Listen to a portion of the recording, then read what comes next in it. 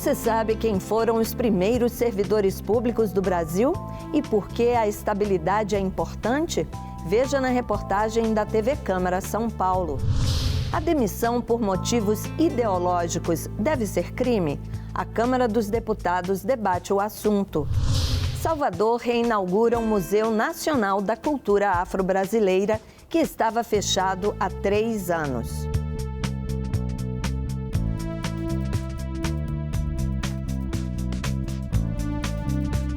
Oi, pessoal.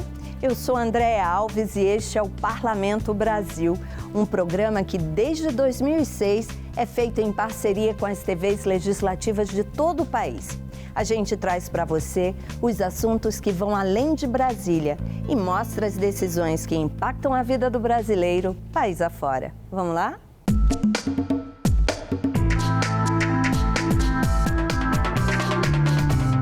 Todas as pessoas que estão no Brasil, brasileiras ou não, se beneficiam do trabalho de servidores públicos, dos policiais, dos médicos, dos trabalhadores da limpeza urbana, do transporte público. Mas você sabe dizer quando surgiu o trabalho do funcionário público? Veja na reportagem da TV Câmara São Paulo. Ela faz parte de uma série de matérias especiais sobre os servidores públicos. Eles estão em toda parte. Na saúde, na educação, no judiciário, na segurança, nas repartições, enfim. Onde quer que você vá, sempre encontrará um deles pronto para servir ao cidadão. É o servidor público, que desempenha um papel fundamental na sociedade, com a missão de garantir a execução das políticas públicas e a prestação de serviços essenciais à população. Esses profissionais detêm o poder de transformação das realidades sociais, o que impacta diretamente na vida de milhões de pessoas. O servidor público é essencial para a formulação, a implementação e também a avaliação das políticas públicas. É impossível nós pensarmos efetividade de políticas públicas sem servidores públicos. Que os servidores públicos estão na linha de ponta, estão no atendimento de ponta e prestam um serviço relevante e fundamental para o desenvolvimento social, para o desenvolvimento econômico, para o desenvolvimento político, para o desenvolvimento cultural de todo o país. Ou seja, nós não avançaremos sem servidores públicos como nós não avançaremos sem Estado. Mas como e quando surgiu essa função essencial para o funcionamento da máquina estatal e o desenvolvimento social do Brasil? Alguns livros apontam a chegada da família real em 1808 como marco do funcionalismo público brasileiro. No entanto, no período colonial, já existiam trabalhadores que executavam funções consideradas públicas, como os realizados na Câmara Municipal de São Paulo, é o que explica o historiador e secretário de Documentação da Câmara, Ubirajara Prestes. A Câmara Municipal de São Paulo foi criada em 1560, e a família real só chegou em 1808. O poder local exercido na Câmara Municipal atravessou toda a história, desde a chegada dos portugueses até os dias atuais. Era uma estrutura relativamente simples, pequena, mas que exercia funções administrativas, judiciárias, funções políticas. Mas, por outro lado, segundo o historiador, na época também existiam muitas funções que não eram voltadas ao interesse da comunidade. Porque ao longo da história, isso também é bastante controverso, em razão das grandes diferenças sociais que havia no período colonial e dos interesses que muitas vezes, em diversos momentos, esses funcionários representavam. Às vezes poderiam ser interesses, de fato, em prol da coletividade, da comunidade que eles representavam, mas em alguns momentos poderiam representar também interesses particulares. Daí o conceito de patrimonialismo, que é bastante usado quando se tenta explicar a estrutura administrativa do período colonial e do período do Império também. Já na década de 30, no governo Getúlio Vargas, o Estado começa a olhar o setor dos serviços e servidor público com mais atenção. Em 1936, surge a regulamentação dos serviços públicos com a criação de um Conselho Federal. E em 1939 nascem as Leis de Direitos e Deveres dos Trabalhadores que atuam nesse segmento. E em 43 fica instituído o dia 28 de outubro como o Dia do Servidor Público, através da Lei 5.936.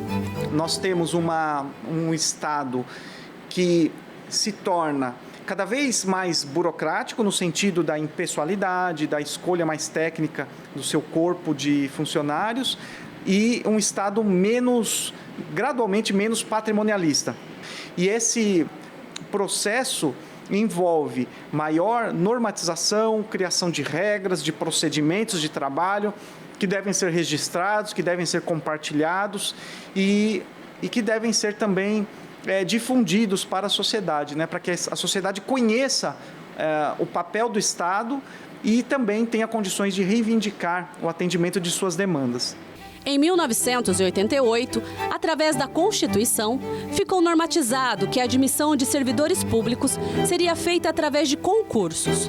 Além dessa ferramenta, o documento também trouxe estabilidade para esses profissionais, com o objetivo de dar continuidade na prestação dos serviços públicos e trazer autonomia para o desenvolvimento das atividades, independente das pressões políticas e seguindo os princípios constitucionais. Um exemplo da importância da estabilidade aconteceu em setembro de 2021, durante uma partida de futebol entre Brasil e Argentina pelas eliminatórias da Copa do Mundo. Na época, o país ainda sofria com a pandemia causada pela Covid-19. Nos 6 primeiros minutos de jogo, um fiscal da Anvisa entrou em campo e paralisou a partida porque 4 jogadores argentinos não tinham cumprido o isolamento exigido pela entidade sanitária. Houve várias tentativas de intimidar o servidor público, com ligações até para o ministro-chefe da Casa Civil, mas ele se manteve firme e o jogo foi suspenso. Toda essa ação só foi possível porque o servidor não teve medo de ser demitido devido à estabilidade e conseguiu cumprir o papel que lhe cabia, que é o de garantir o interesse público. Daí a importância da estabilidade, porque você garante um servidor que tem estabilidade e ele pode fazer os apontamentos dos erros internos para que esses erros possam ser corrigidos. Isso tem que ficar muito, muito, muito claro, que em primeiro lugar está o povo, ou seja, só existe serviço público porque existe povo. O foco tem que ser sempre o povo, porque não há Estado sem povo, não há estrutura estatal sem povo e, portanto, não há cargo público sem povo. Olha só que interessante esse projeto que está em análise na Assembleia Legislativa do Amazonas. Locais de entretenimento vão ter que dar orientações aos seus clientes sobre como proceder em caso de incêndio. Veja o que foi notícia nas casas legislativas do país. No dia 1º de novembro, durante uma festa na Arena da Amazônia, um bombeiro de 32 anos caiu tentando apagar um princípio de incêndio na decoração de uma estrutura de sustentação da torre de som no palco do evento. Casos mais graves tiraram a vida de centenas de pessoas, como o incêndio na Boate Kiss, município de Santa Maria, no Rio Grande do Sul. Situações como essas têm se tornado cada vez mais comuns e podem ser evitadas. Na Assembleia, um projeto de lei de autoria da deputada Alessandra Campelo quer tornar obrigatória a divulgação de instruções de segurança e de evasão em casos de pânico, incêndio, tumultos e sinistros em casas de shows e outros estabelecimentos. A divulgação deve ser feita de forma compreensível e preferencialmente antes do evento. O descumprimento pode gerar multa que vai de R$ 1.000 a R$ 15.000, de acordo com a gravidade do caso.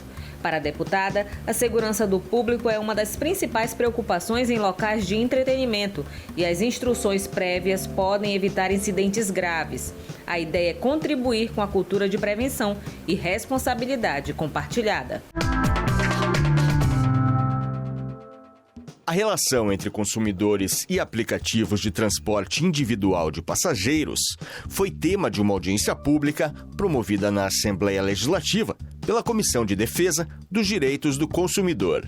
Presidido pelo deputado Paulo Gomes, do PP, o grupo discutiu pontos como o cancelamento de corridas e a possibilidade de uniformizar a cobrança por todos os prestadores do serviço. O deputado explicou que a comissão acompanha as reclamações para evitar desacertos entre consumidores e empresas. Nós temos o problema do cancelamento de corridas, né? Muitas vezes cancelam corridas, se chama, o consumidor não sabe porque esta corrida foi cancelada. Também nós temos a questão das cobranças, volto a repetir, de multas por cancelamento, que a lei hoje não estabelece, são normas internas das empresas. Nós temos a questão de danos aos veículos do transporte passageiro, até quanto se pode cobrar? Não é? Pode haver a recusa do aplicativo em transportar, por exemplo, uma pessoa que tenha deficiência física? É necessário haver um carro especial? Como é que fica o consumidor que tem um cachorro, um animal? A pessoa que faz o transporte é obrigado a carregar um animal também no veículo? São discussões do dia a dia da sociedade paranaense. Adriana Ruiz Bertolazzi, da Comissão de Defesa do Consumidor da Ordem dos Advogados do Brasil, falou do que pode ser melhorado na relação entre os consumidores e os prestadores do transporte por aplicativo. A equiparação a fornecedor dos motoristas e das empresas. Com isso, traz a necessidade de responsabilização das empresas para com as atitudes dos motoristas. A empresa e os motoristas respondem pelos danos aos consumidores solidariamente. Para o deputado Goura, do PDT, os direitos dos consumidores devem ser discutidos também na prestação dos serviços de transporte coletivo. Muitas vezes a gente esquece que os usuários do transporte coletivo são consumidores, são clientes, e a gente vê aqui em Curitiba uma situação especialmente crítica, onde a cada ano o sistema perde usuários, as pessoas estão migrando do modal do ônibus para outros modais. Por quê? Porque a tarifa é uma das mais caras, porque a qualidade do serviço deixa a desejar, e nesse sentido é importante que a Assembleia e a Comissão aqui dos Direitos do Consumidor traga esse tema de visibilidade. A audiência pública faz parte de um ciclo de 5 encontros para discutir a consolidação das leis do consumidor paranaense. A proposta é reunir todas as leis que tratam do tema em um único dispositivo legal. Nós estamos discutindo a consolidação das leis do consumidor. Nós temos cerca de 95 leis estaduais já aprovadas e a cada dia sobe o número, já são mais de 20 projetos de lei em andamento. Queremos reunir toda essa legislação para que nós tenhamos o que podemos chamar popularmente do Código Estadual de Defesa do Consumidor.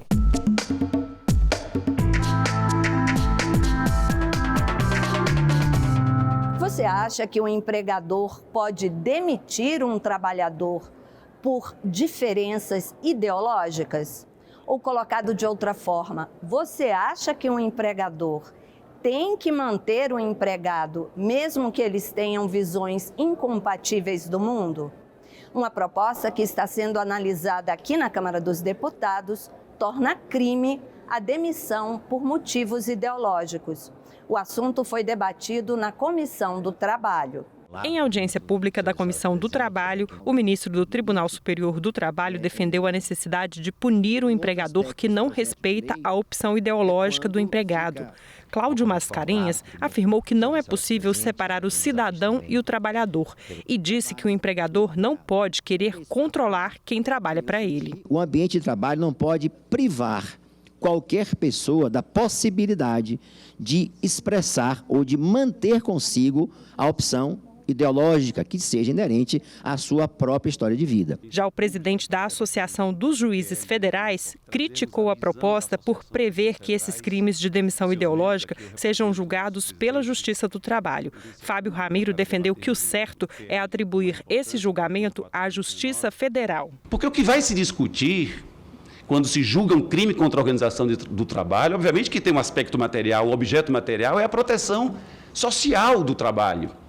Mas o que se discute muito mais são aspectos concernentes ao direito penal, ao direito processual penal, especialmente tipicidade, culpabilidade, a dosimetria da pena. E isso o juiz federal, ele está habituado a fazer isso porque esse é o seu dia a dia. Isso é o que ele mais faz. O representante da União Nacional de Entidades do Comércio e Serviços, Murilo Gouveia, disse que é contra tornar crime a demissão por questões políticas. Para ele, já existem normas suficientes para tratar esses casos. E o que nos preocupa é politizar o ambiente de trabalho. Isso me preocupa intrinsecamente, porque é isso que o projeto está falando aqui. Nos preocupa também a liberdade das pessoas, isso é fundamental, né? As empresas não funcionam, seus empregados atuante 100% da sua opinião. Hoje, mais do que nunca, com a tecnologia em cima, se eu ter pessoas preparadas hoje, eu não consigo que elas evoluem, a empresa não evolui efetivamente também. Então, nos preocupa muito que tenha alguma coisa que possa deixar mais claro isso, mas não falta instrumento, e nos preocupa, uma fala de preocupação, né, Excelência? Deixar isso motivo ideológico na área trabalhista, talvez não seja muito bem tratado esse assunto, e ele transborde o tema. O representante do Sindicato dos Auditores Fiscais do Trabalho também defendeu a proposta de tornar crime a demissão ideológica. Para Lucas Reis, as relações de trabalho são diferentes de outras situações da vida privada. Ele citou diretrizes da ONU pelo trabalho decente e lembrou que os casos de assédio eleitoral nas empresas cresceram muito no ano passado em relação às eleições de 2018. Em 2018, as queixas envolveram 98 empregadores. Em 2022, na eleição para presidente, as denúncias envolveram mais de 952 empregadores. Ou seja, quase 1000% de aumento de denúncias de assédio eleitoral entre 2018 e 2022. A partir desses dados, o que a gente consegue perceber? A gente consegue perceber a importância e a atualidade desse tema, né? E é por isso que o Estado brasileiro tem que combater qualquer forma de assédio no ambiente de trabalho. O deputado professor Paulo Fernando, do Republicanos do DF, afirmou que é contra a proposta. Não é razoável obrigar e manter uma relação de trabalho que se exige cooperação, que se exige afinidade de objetivos, convergência de interesses, de ideias, valores e princípios. Se o empregado e o empregador, ao longo do relacionamento, verificam que não partilham desses mesmos elementos, a rescisão do contrato é o caminho natural. O Brasil registrou o maior número de desastres naturais nos últimos 3 anos. Durante uma sessão temática que debateu o assunto aqui no Senado, especialistas alertaram que é preciso preparar as defesas civis, os municípios e a população para enfrentar esses fenômenos que estão cada vez mais frequentes e severos. Tempestades severas, ressacas marítimas mais fortes, nevascas, ciclones, enchentes, ondas de calor e secas no mundo inteiro fazem parte dos eventos climáticos extremos que estão se tornando cada vez mais frequentes em todo o mundo. O Brasil registrou o maior número de desastres naturais dos últimos 3 anos.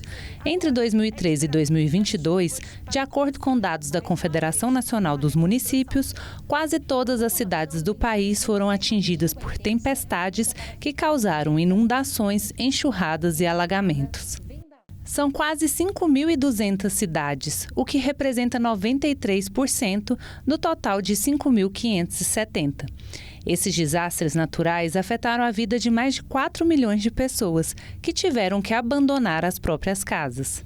Durante sessão temática do Senado para discutir os impactos dos fenômenos climáticos, especialistas fizeram um alerta. O desastre ocorre justamente no momento em que a população está mais vulnerável. Às vezes está dentro de casa, às vezes está dormindo, né? Então, nós precisamos preparar as defesas civis, prepararmos os municípios e a população para enfrentar esses desastres, porque por conta dessas mudanças climáticas, os desastres ficarão cada vez mais frequentes e mais severos. Nós queremos expandir a compreensão de onde está ocorrendo não só a mudança climática, mas o clima de depois de amanhã.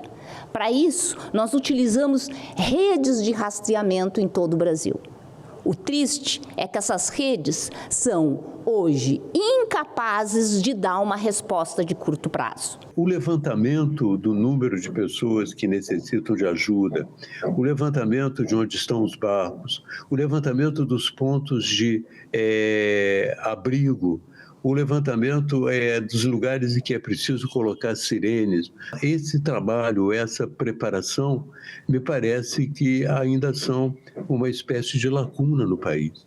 E o Senado e os deputados e o Parlamento, de um modo geral, pode ter um papel importante no sentido de incentivar não só a criar uma legislação específica, mas incentivar os municípios a terem não só uma defesa civil, como também prepararem em cada área a sua população para a possibilidade de um evento extremo. Quando consideramos a nossa capacidade de resposta aos desastres naturais, não devemos olhar apenas para eventos pontuais.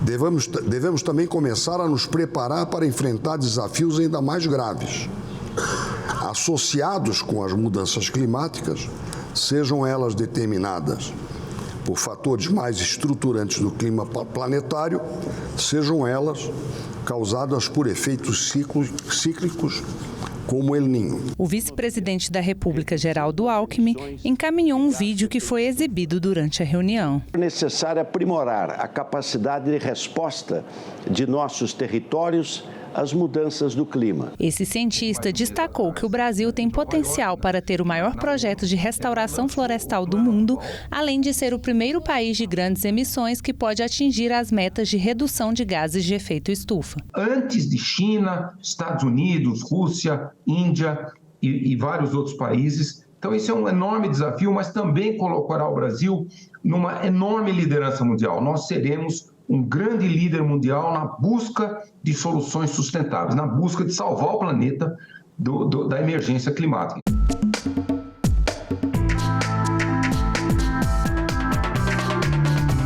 O Museu Nacional da Cultura Afro-Brasileira foi reinaugurado em Salvador após 3 anos fechado. Ocupando 2 casarões no centro histórico da cidade, o MUNCAB é um dos maiores da América Latina dedicado à cultura afro. O Gradiz Histórias de Ogum dá logo as boas-vindas aos visitantes.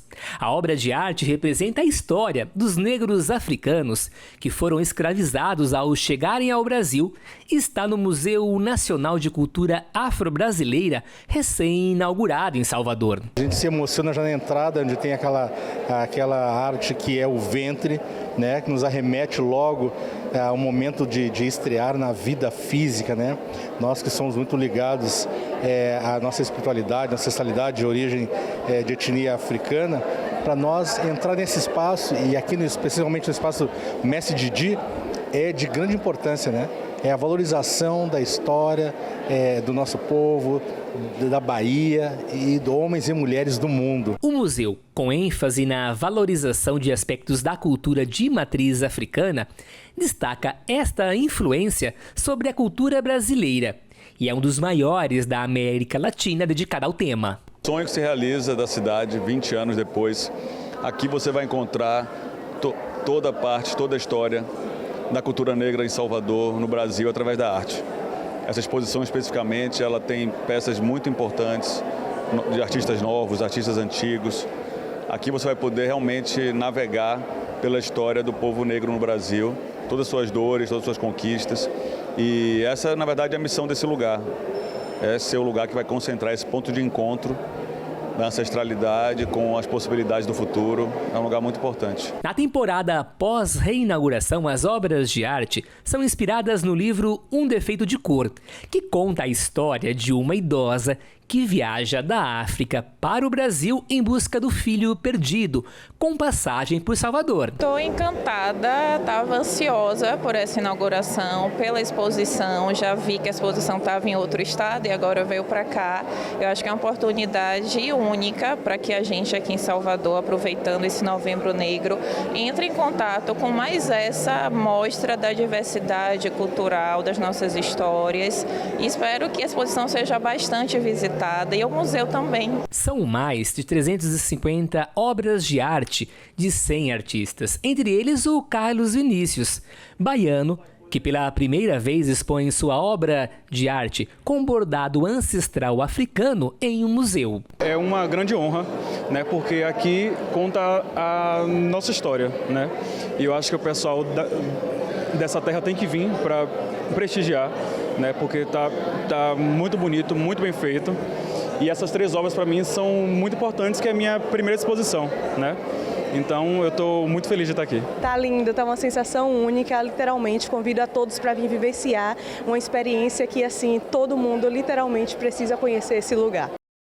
Muito importante a existência de espaços que valorizem e que divulguem a cultura afro-brasileira, né?